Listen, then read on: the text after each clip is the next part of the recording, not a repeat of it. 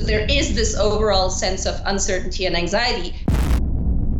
We can expect a sharp recession. The question isn't if a recession is coming.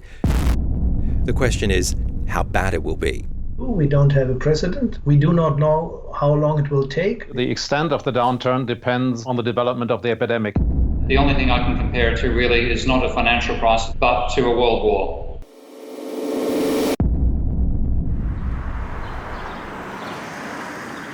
It really is like everybody's packed up and headed off to war.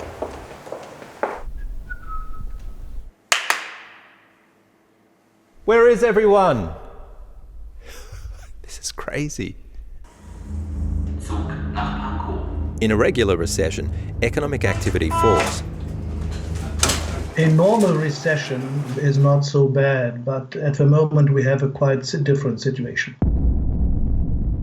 It's a collapse in both demand and supply. Because we can no longer produce output, the supply chain has been shattered by the coronavirus. It means people lose their jobs, therefore demand falls as well, and people can no longer fulfill their needs to pay their mortgages, their rents. Economists like to give recessions a letter.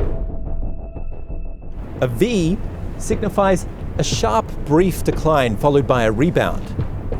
A U takes a lot longer than a V-shaped recession.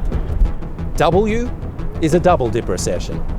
L is a plunge that stays down low for a long time. I, that's worst of all. That's free fall. We hope that it will be a V-shaped recession. Don't we all? But that wasn't the result of a survey of chief economists. While a good 30% thought that this would be a sort of V-shape, there was a good 30% that were completely uncertain, and a good 5 to 10% that actually were thinking this is going to be an L-shape. This is going to take a very long time. An I-shaped recession, just straight down. We have to have a collapse in production simply because this disease doesn't care about the fact that we're an industrial species. It simply sees us as a species, a host. And hosting this outbreak has delivered us the fastest, deepest economic shock in history.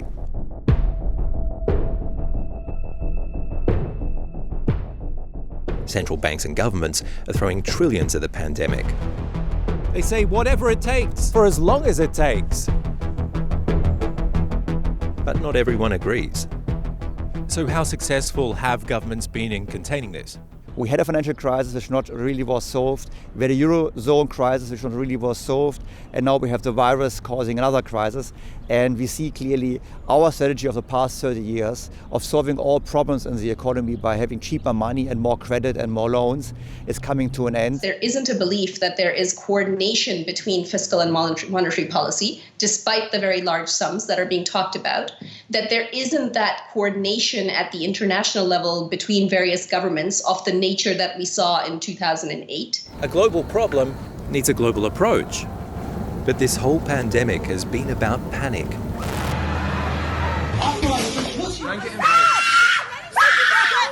It didn't have to be that way. We've not had a virus that has been this transmissible and this deadly since the Spanish flu.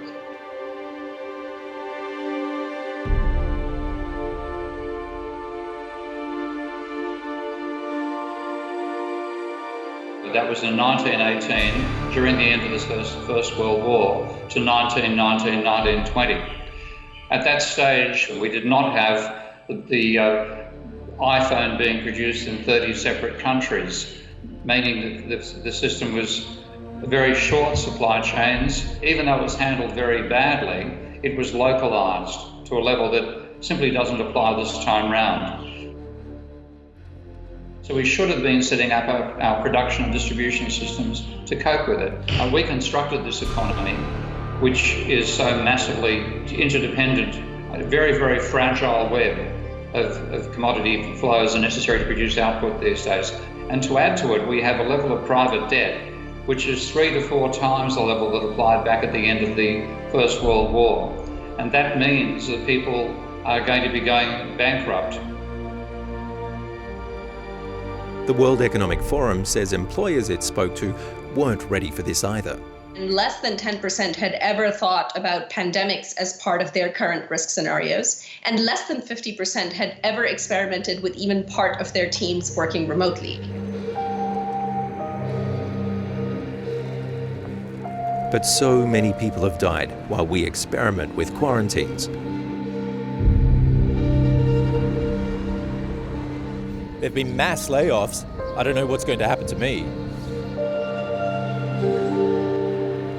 And the effects of the coronavirus could be felt for decades.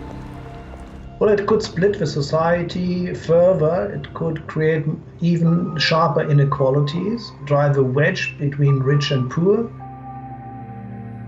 A massive increase in homelessness, indebtedness, social conflict. I see a much angrier electorate and a much more frustrated public about this, but also a public that recognises the need to move away from globalisation, to go back to localised production. And we will see measures on a macroeconomic level which have been unthinkable before. I could imagine we will see a world of more government intervention, higher inflation rates, higher interest rates down the road, and where we see more of an open financing of governments by the central banks. And that's a completely different world than the world we had before. We have to reconsider the entire economic system. Maybe there's too much, let's say, too much of a good thing with respect to globalization.